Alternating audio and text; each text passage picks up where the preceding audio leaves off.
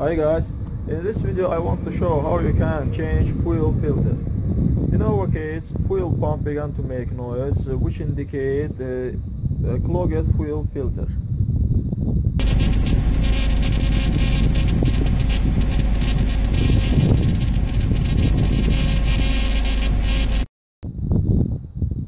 To change it, we need to remove this hose and this one,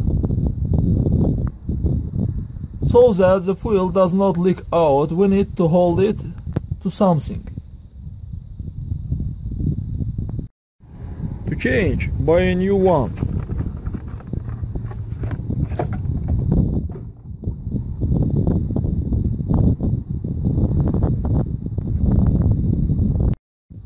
I hold the hose like that.